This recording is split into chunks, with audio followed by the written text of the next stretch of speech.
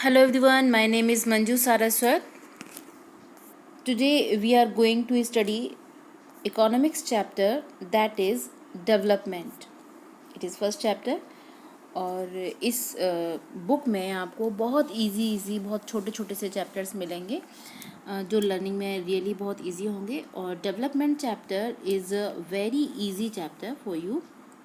सो development से आप क्या समझते हैं, डेवलपमेंट का मीनिंग क्या है? डेवलपमेंट को हम किसी भी फील्ड से मेज़र कर सकते हैं। भाई डेवलपमेंट तो किसी भी फील्ड में देखा जा सकता है। डेवलपमेंट हम किस को कहते हैं, सबसे पहले हम इसकी डेफिनेशन देखते हैं। ठीक है, तो डेवलपमेंट क्या है यहाँ देखिए, development means improvement in the quality of the life along with in increase in income.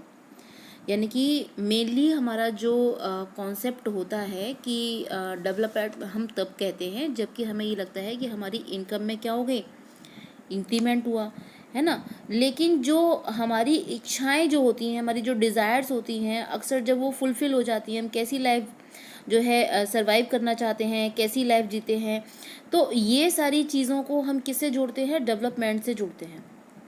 ठीक है, यही कॉन्सेप्ट हम सेम कंट्री के बारे में भी रख सकते हैं। तो कौन कौन सी जो थिंग्स ऐसी हैं जो हमें नीडेड है, भाई उनकी सभी को ज़रूरत होती है, जिससे कि सबकी लाइफ बेटर हो सकती है। ऐसी कौन कौन सी चीज़ें हैं, हम किस तरीके से सभी लोग मिलकर रह सकते हैं। तो इस तरीके के बहुत सारे क्वेश्चंस हैं जो कि डेवलपमेंट के गोल से जुड़े हुए हो सकते हैं। और ये जो है अपने आप में एक ऐसा टास्क है कॉम्प्लिकेटिंग, है ना, जिससे कि हम समझने की कोशिश कर रहे हैं, इस चैप्टर को स्टार्ट करने की कोशिश कर रहे हैं। और ऐसे बहुत सारे क्वेश्चंस के आंसर्स आपको अदर सब्जेक्ट्स में भी मिल सकते हैं, है ना। तो यहाँ पर जो है ये सारी चीज़ों को जानने के लिए पहले हमें हमारे पास्ट को देखना होगा, जानने के लिए कि इनके आंसर्स हमें तभी मिल सकते हैं। तो अब हम यहाँ देखेंगे कि डेवलपमेंट को हमने किस रिलेट किया है। मोस्ट ऑफ पर्सन्स हम लोग जो है मनी से रिलेट कर लेते हैं कि भाई, लेकिन क्या ऐसा है? ये ऐसे बहुत सारे क्वेश्चंस के आंसर आपको इस चैप्टर में मिलेंगे। क्या money is everything to measure the development? No. So अभी हम आगे देखते हैं। इस तरीके की आपको ना आपकी बुक में एक टेबल देखने को मिलेगी, जो आप देखिए, इसमें आपको डिफरेंट डिफरेंट पर्सन्स के जो डेवलपमेंटल गोल होते हैं वो अलग अलग बताए हुए हैं। इसके थ्रू हम आगे समझने की कोशिश करते हैं। जैसे कि लैंडलेस रूरल लेबर जो होती है वो क्या चाहते हैं, जिनके पास ज़मीन नहीं होती है, ऐसे जो किसान होते हैं, जो मज़दूर होते हैं, भाई वो क्या चाहेंगे कि उनके बच्चों को एक अच्छी एजुकेशन मिले, है ना। और वो क्या चाहेंगे कि उनको डिस्क्रिमिनेशन ना मिले उनके जो सोसाइटी में। और वो ये भी चाहेंगे कि उनको डेली बेसिस पर रेगुलर और बेटर वेजेस मिले, है ना। अब जो एक ऐसा फार्मर है पंजाब का जो बहुत ज़्यादा प्रॉस्परस है, वो क्या चाहेगा? वो चाहेगा कि उसकी फैमिली की इनकम जो है कैसी हो जाए, वो अच्छी हो जाए, है ना। और प्राइसेस जो हैं क्रॉप्स के वो बढ़ जाएं, उसकी जो लेबर उसको मिले वो सस्ती मिले, है ना, और हार्ड वर्किंग लेबर मिले। और वो क्या चाहेगा कि उसके बच्चे जो है अब्रॉड में सेटल हो जाए। तो आप ये देखते जाइए, इनका कहीं ना कहीं इन दोनों में कॉन्ट्रडिक्शन है कि ये जो है लैंडलेस लेबर जो है वो ये चाहती है कि उसको बेटर वेजेस मिलें, लेकिन जो उसका मालिक है, प्रॉस्परस जो फार्मर है, वो ये चाहता है कि उसको चीप लेबर मिले। तो आपस में देखिए इन दोनों के कॉन्फ्लिक्टिंग गोल है ना।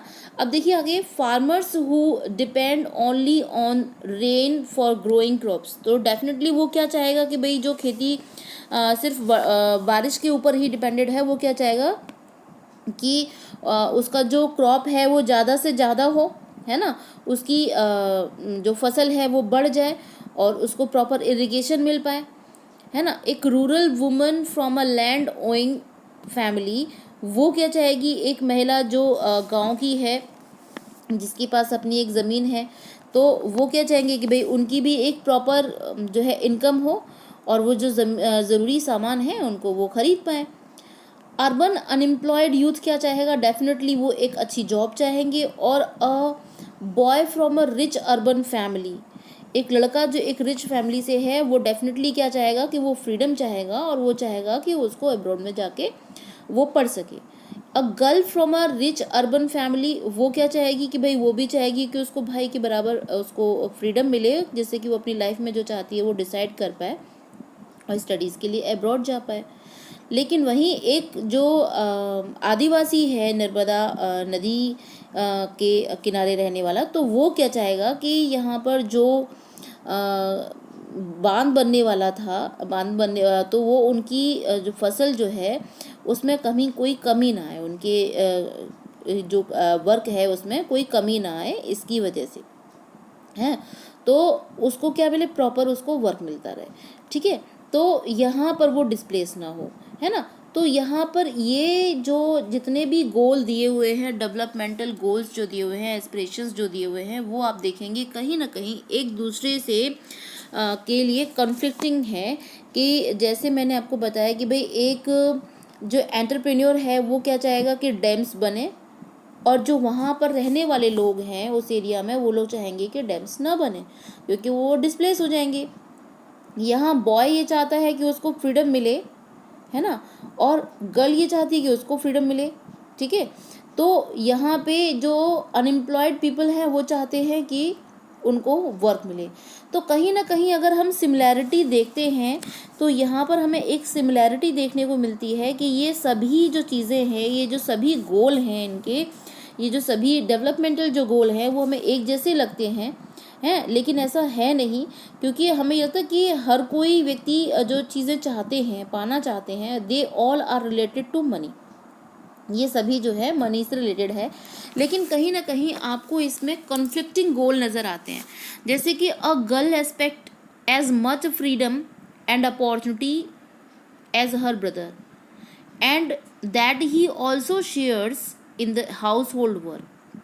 ठीक है, और उसका भाई जो है वो हो सकता है इसको लाइक ना करे। Similarly to get more electricity industrialist may want more dams, जो मैंने अभी आपको बताया, है ना। तो यहाँ पर इस तरीके से हम डिफरेंट टाइप्स के जो है आपके गोल्स हो सकते हैं, कॉमन गोल्स हो सकते हैं, डिफरेंट गोल्स हो सकते हैं, और कॉन्फ्लिक्टिंग गोल्स भी हो सकते हैं।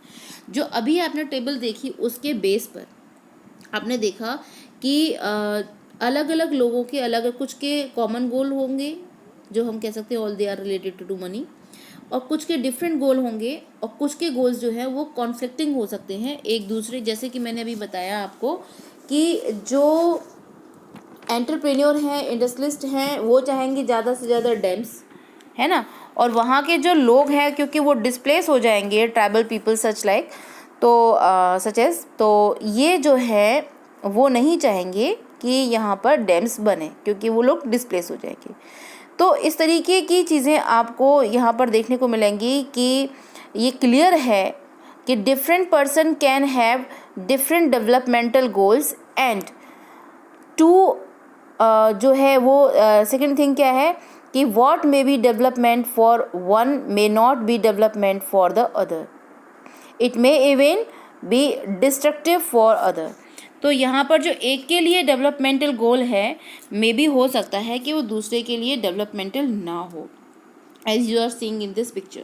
ओके, अभी तक के पूरे सीन में आपने देखा कि ये जो है सभी के गोल कहीं ना कहीं मनी से रिलेटेड हैं। तो क्या मनी को ही हम जो है इसका डेवलपमेंटल गोल समझ सकते हैं? नहीं।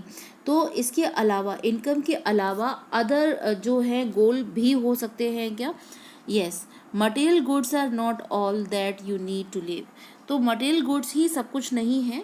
तो जो हमें एक अच्छी लाइफ सरवाइव करने के लिए, तो किस तरीके से हम ये बात कह सकते हैं कि beside seeking more income one way और द अदर, तो भाई इसके अलावा भी, इनकम के अलावा भी कुछ और गोल्स हो सकते हैं क्या? कि जैसे पीपल हैं जो लोग इक्वल ट्रीटमेंट चाहते हैं, फ्रीडम भी चाहते हैं, सिक्योरिटी चाहते हैं, रेस्पेक्ट ऑफ अदर्स चाहते हैं, और ये जैसे कि विरोध करते हैं वो डिस्क्रिमिनेशन का, as you are seeing in this picture, है ना। All these are important goal, ये भी इम्पॉर्टेंट गोल हैं, क्योंकि वास्तव में क्या होता है कुछ केसेस में कि जो किसी के ज़्यादा इनकम के बावजूद बावजूद भी लोगों को ये सारी चीज़ों की रिक्वायरमेंट होती है। तो ये सारी चीज़ें जो है इनकम से ज़्यादा इम्पॉर्टेंट हैं। More consumption because material goods are not all that you need to live.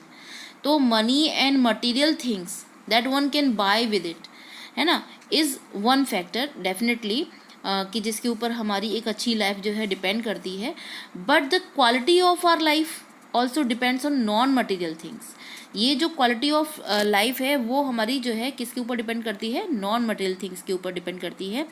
कि देखिए कि it is not obvious to you, then just think of the role of your friend in your life. आप अपनी life में आपके parents की, अपने friend की आप देखिए वैल्यू की, क्या आपकी लाइफ में मनी ही सब कुछ है या फिर वो फ्रेंड्स या वो पेरेंट्स जो है वो भी वैल्यू करते हैं, फ्रेंडशिप वैल्यू करती है ना। तो ऐसे ही जो चीज़ें हैं वो क्या है कि things that are not easily measured but they mean a lot to our life.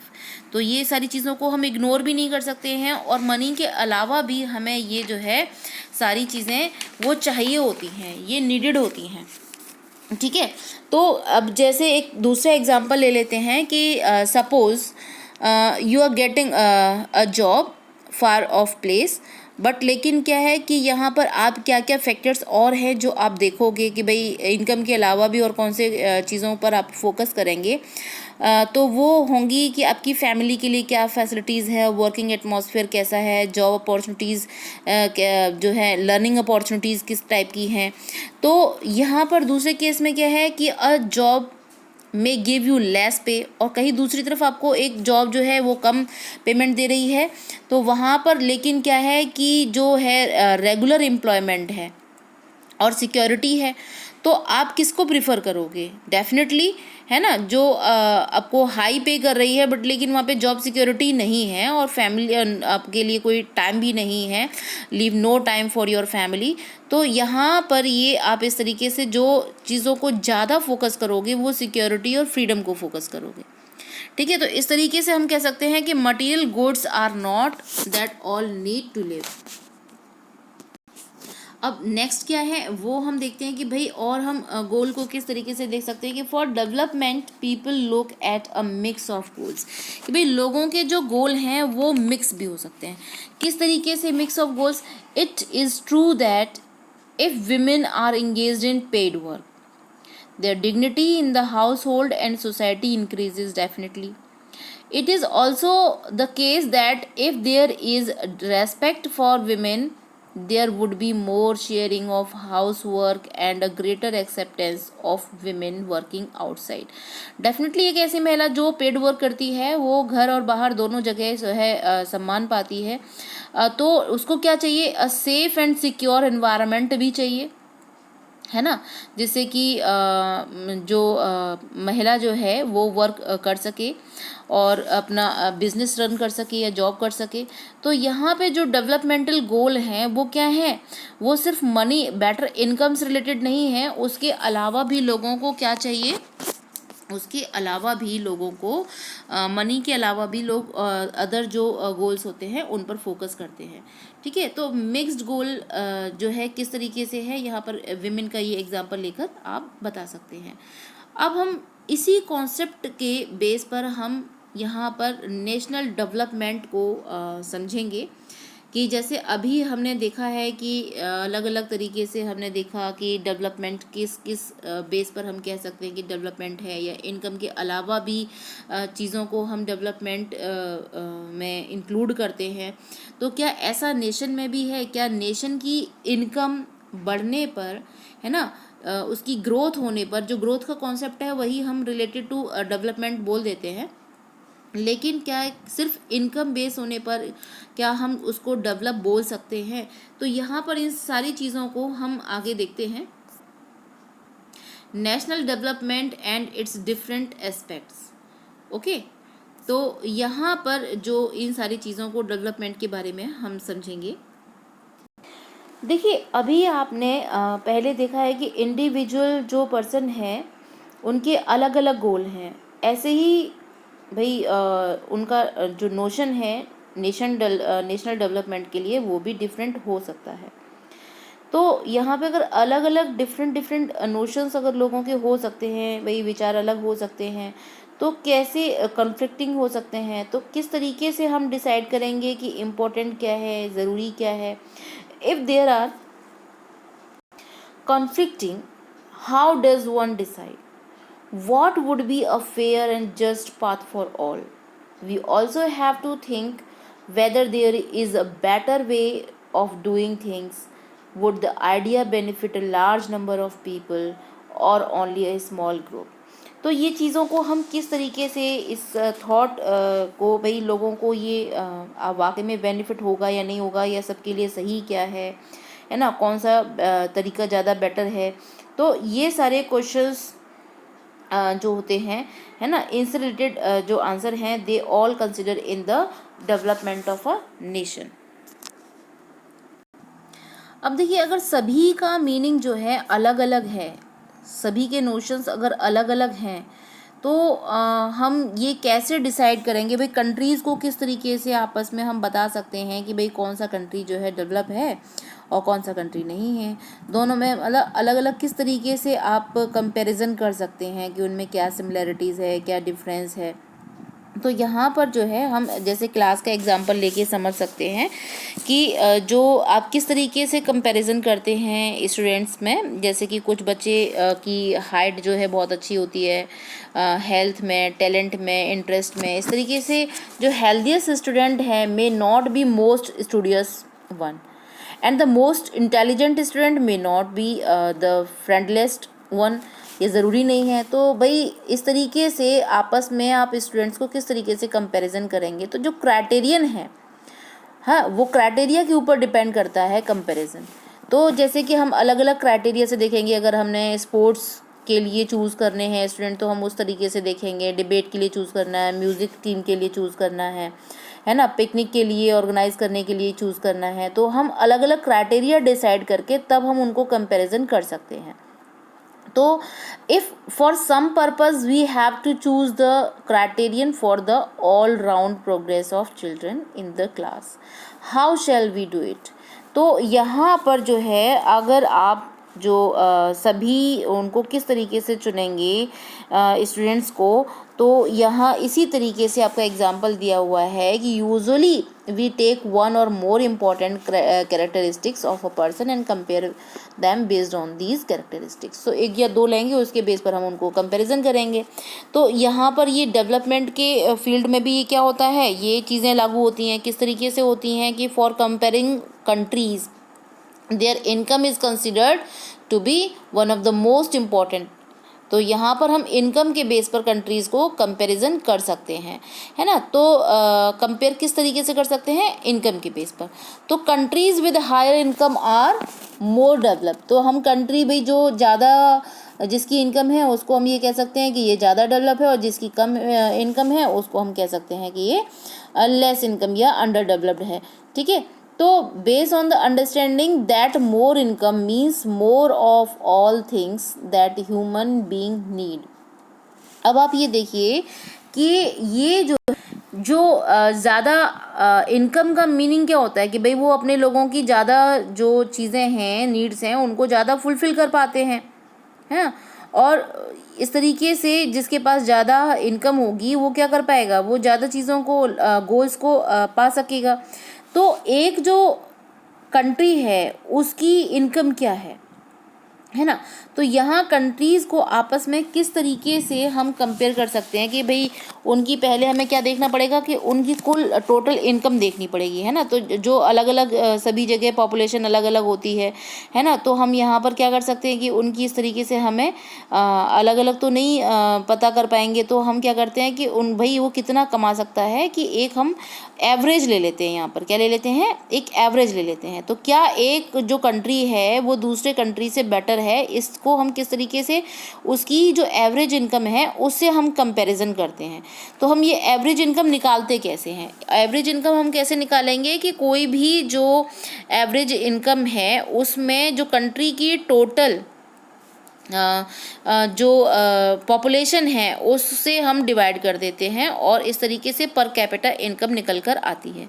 तो पर कैपिटा इनकम को हमने एक ऐसे कंपोनेंट के तौर पे रखा है जिससे कि हम कंट्रीज़ को आपस में कंपेयर कर सकते हैं कि which country is developed and which country is poor. तो यहाँ पर वर्ल्ड बैंक ने ये क्राइटेरिया रखा है 2006 के अकॉर्डिंग, जो कंट्रीज़ हैं है ना, उनको किस तरीके से यहाँ पर कंपेयर किया गया है कि वो कंट्रीज जो कि जिनकी टोटल जो इनकम थी है ना, तो यहाँ पे ये डॉलर में दिया हुआ है, आप इसको रुपीज़ में कन्वर्ट करके देख सकते हैं। तो 2004 में हम यहाँ पे रुपीज़ में आपको बताएंगे।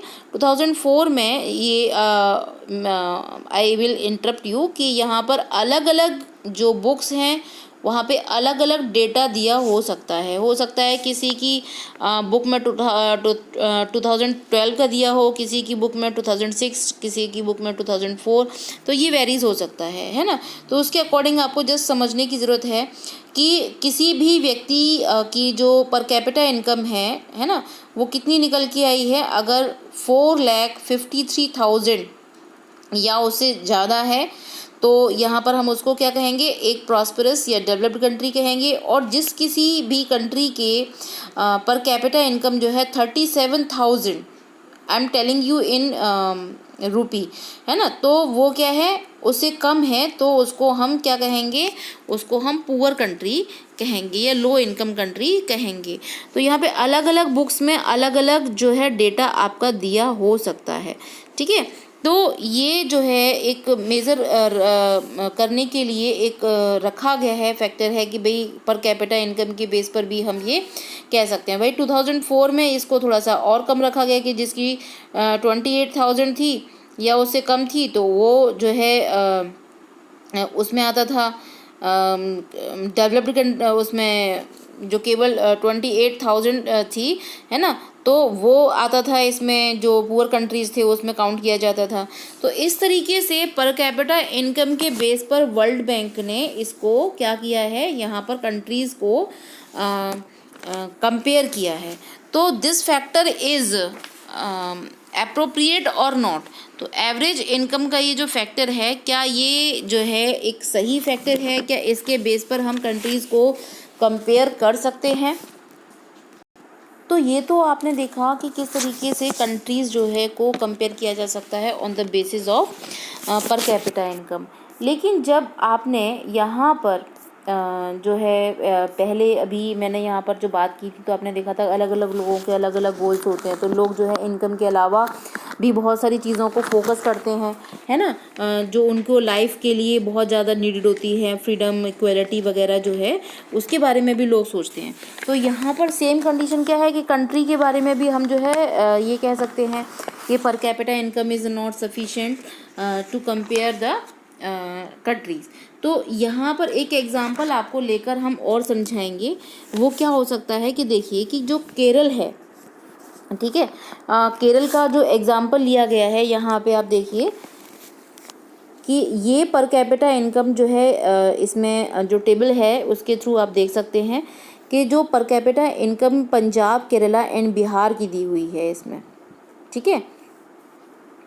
यहाँ आप देखिए, तो उसके अकॉर्डिंग आप देखिए कि 2000 यहाँ पर 11 और उसका 12 का है, ले आपके इसमें 13 का जो सर्वे दिया हुआ है।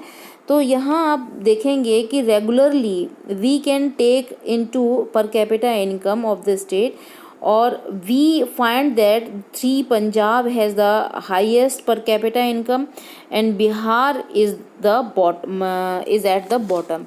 तो इसका मतलब क्या है कि on an average a person is in Punjab earn, लगभग जो है कितना अर्न कर लेता है इसमें पंजाब का व्यक्ति।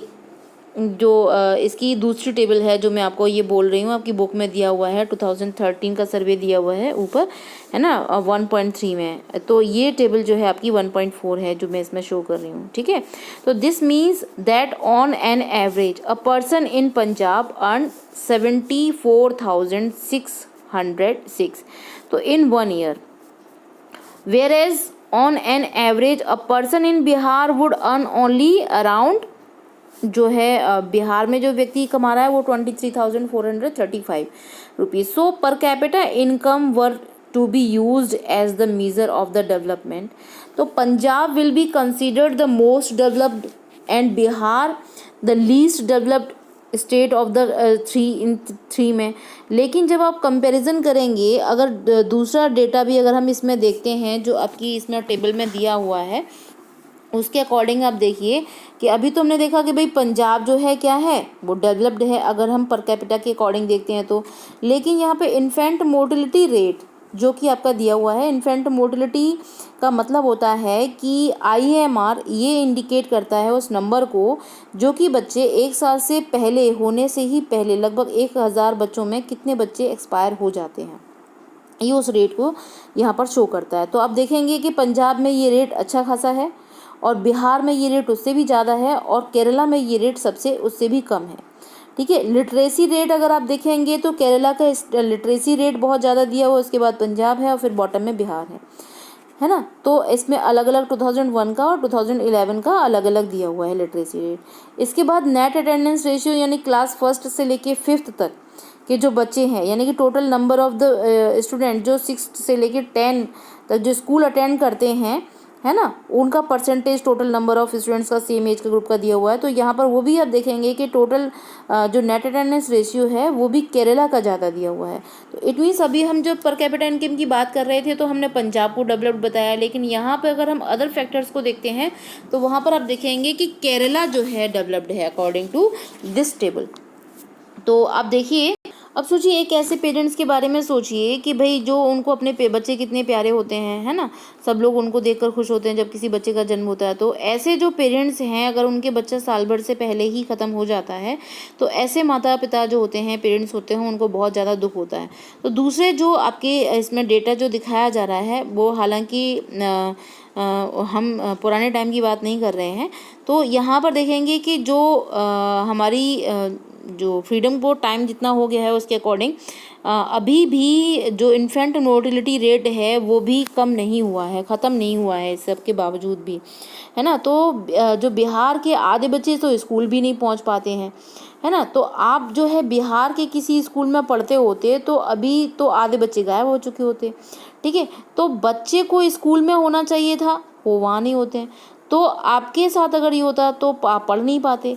तो ये सारी सिचुएशंस जो है ये हमें इन चीज़ों पर फोकस करती हैं कि हम इनकम के अलावा भी हमें जो है अदर फैक्टर्स पर फोकस करना चाहिए। तो वो कौन कौन सी फैसिलिटीज़ हैं उनके बारे में हम बात करेंगे।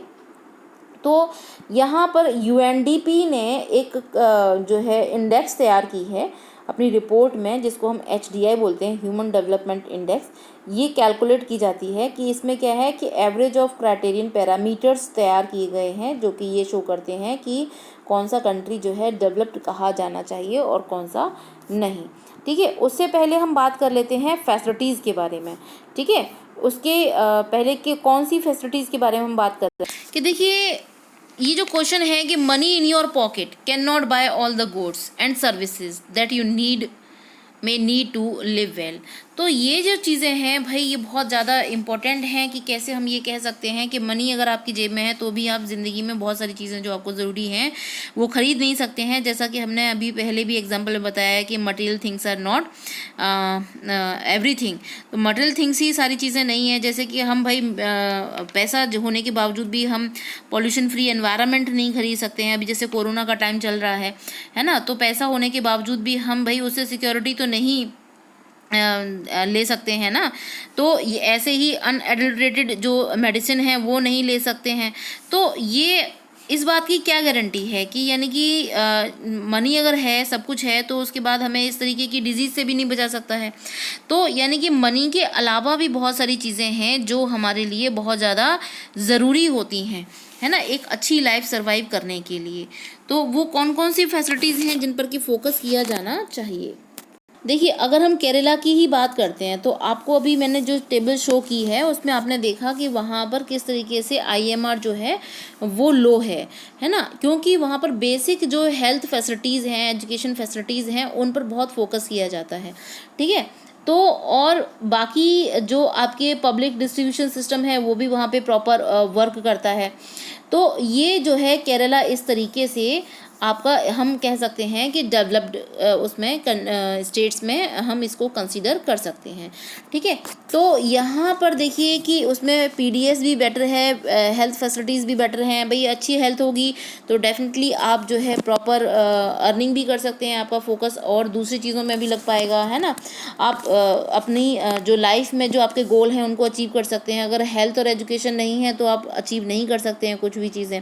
तो राशन शॉप्स वगैरह जो है वहाँ पर प्रॉपर फंक्शन करते हैं, जबकि दूसरे स्टेट्स में ये जो है फंक्शनिंग प्रॉपर नहीं है। तो ये हेल्थ फैसिलिटीज़ जो है किन किन स्टेट्स में प्रॉपर वर्क कर रही हैं, कहाँ पर हैं, तो इसके बेस पर भी हम ये चीज़ें कह सकते हैं कि भाई कौन सा जो है स्टेट हमारा डेवलप है। तो ऐसे ही यहाँ पर ये बहुत ज़्यादा सरप्राइजिंग नहीं होगा कि हमारा जो पड़ोसी देश है श्रीलंका, ठीक है, वो वहाँ पर भी आप देखेंगे कि हमारा जो कंट्री है वो क्या है, हमारा लेवल हम श्रीलंका से भी बहुत ज़्यादा बिलो कंसिडर किए जाते हैं। कि यहाँ पर नेपाल की जो इनकम है ना, वो इंडिया की तुलना में कैसी है, वो लगभग आधी है ना। तो यहाँ पर आप देखेंगे कि जो लाइफ एक्सपेक्टेंसी है वो भी क्या है उससे, लेकिन वो पीछे नहीं है, और एजुकेशन में भी वो पीछे नहीं है जो नेपाल है। ठीक है, तो HDI जो मैंने अभी आपको बताया कि UNDP ने जो रिपोर्ट में अपनी जो इंडेक्स तैयार की है, HDI का जो मेज़र है उस तरीके को हम किस तरीके से करते हैं, उसमें बहुत सारे जो कंपोनेंट हैं वो किस तरीके से इसमें क्या ऐड किए गए हैं वो देखिए।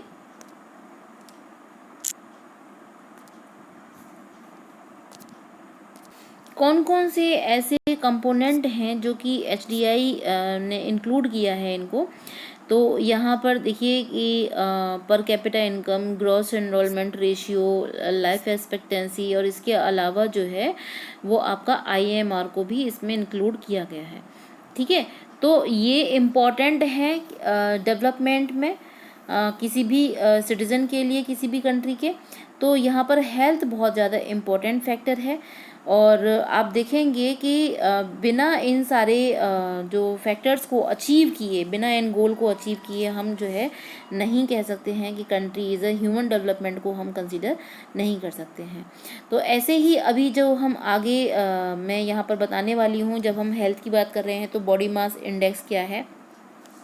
तो ये सिंपल एक कैलकुलेशन है जो ह्यूमन की हाइट और वेट को लेकर की जाती है। इसका फॉर्मूला भी आपको दिया हुआ है। और एक्चुअली क्या है कि बॉडी मास इंडेक्स यानी कि ये फिट होना बहुत ज़्यादा ज़रूरी है। आप देखेंगे कि अलग अलग इसमें दिया हुआ है कि किसका बॉडी मास कितना है, ओवर वेट है या अंडर वेट है ना। तो ये कितना ज़्यादा ज़रूरी है, किसी भी उसका BMI जो है हेल्थ फिटनेस को शो करने के लिए क्या निकालते हैं हम, BMI यहाँ पर निकालते हैं, है ना। तो यानी कि किसी भी व्यक्ति की को ये शो करने के लिए भाई कोई एडल्ट अंडर नरिश्ड है या नहीं है, उसकी BMI को कैलकुलेट किया जाता है। ठीक है, तो BMI is more than 25 then a person is overweight. और इस तरीके से जो है इसका फॉर्मूला भी गिवन है जो आप देख सकते हैं। ठीक है, अब हम जो आगे बात करते हैं वो है the last topic of this chapter, sustainable development. तो what is the need of the sustainable development, क्या ज़रूरत है सस्टेनेबल डेवलपमेंट की, ये हम सभी जानते हैं कि मे बी इसको हम पहले हम डिफाइन ये करते हैं कि development that meets the needs of the present generation without compromising the ability of the future generation to meet their own needs है। यानी कि यहाँ पर हम इसको सस्टेनेबल की हमें क्या आवश्यकता है, सस्टेनेबल को हमने यहाँ पर क्यों कंसिडर किया है। तो सस्टेनेबल है क्या, तो पहले तो मैंने अभी आपको बताया कि बिना कोई कॉम्प्रोमाइज़ किए हम फ्यूचर जनरेशन के लिए क्या है इसको अपनी नीड्स फुलफ़िल कर पाए, तो ये स्तर बना रहे हमारा नेक्स्ट जनरेशन के लिए भी, तो ये बहुत ज़्यादा ज़रूरी है। तो जो हमारे साइंटिस्ट वगैरह हैं उन लोगों ने क्या ये वार्निंग दी है कि वर्तमान में यानी कि जो प्रेजेंट टाइम है उस टाइम पर ये जो चीज़ें हैं यानी कि जो लेवल है डेवलपमेंट का वो सस्टेन नहीं है, सस्टेनेबल नहीं है। जैसे सबसे पहले हमने यहाँ पे इसको शो करने के लिए हमने ग्राउंड वाटर का ही एग्जांपल ले लिया है, जो एक रिन्यूएबल रिसोर्स है। तो ये क्या है कि दीज रिसोर्सेज आर रिप्लेनिश्ड, ये नेचर के द्वारा रिप्लेनिश किए जाते रहे हैं। And in the case of the crops and plants, और आप देखेंगे कि जैसे एग्जांपल के तौर पे ग्राउंड वाटर का लेवल जो है क्या जा चुका है, बहुत ज़्यादा नीचे जा चुका है। If we use more than what is being replenished by rain, then we would be over using this resource. तो नॉन रिन्यूएबल रिसोर्सेज जो हैं वो आपको पता है कि बहुत ज़्यादा टाइम लेते हैं, ठीक है। और हम जो है उनका कितने टाइम से जो है यूज़ करते चले आ रहे हैं यहाँ पर, है ना। तो और ये क्या हो जाते हैं, ये ख़त्म हो जाते हैं। तो इनके पास जो अर्थ के पास भी एक लिमिटेड जो है इसका स्टोर है, और फिर उसकी हम वो जो है रिप्लेनिश नहीं कर सकते हैं इसको। तो हमें क्या करना चाहिए कि we do discover new resources that we did not know the earlier. New resources in this way add to the stock, and however over time even this will get exhausted। अगर हम नहीं करेंगे भाई तो पहले से हम इसकी कोई बारे में जानकारी नहीं रखेंगे कि किस तरीके से इनको हमें यूज़ किया जाना चाहिए क्या है, तो फिर ये जो है जितने भी ये ख़त्म हो जाएंगे, और ख़त्म हो जाएंगे तो उसके साथ फिर सर्वाइवल भी जो है ह्यूमन का वो भी डेंजर में हो सकता है। तो सस्टेनेबल डेवलपमेंट इज़ नीडेड। तो इस तरीके से आपका ये चैप्टर जो है क्लोज हो जाता है सस्टेनेबल डेवलपमेंट टॉपिक के साथ ही। तो चाहे वो आपका ज्योग्राफी हो, चाहे आपका ये इकोनॉमिक्स हो, here we are talking about the sustainable development. So development के स्तर को बनाए रखने के लिए सस्टेनेबल यूजेस बहुत ज़्यादा ज़रूरी है रिसोर्सेज के। तो इस तरीके से यहाँ पर हम इस चैप्टर को क्लोज करते हैं। So thanks for watching and subscribe this channel.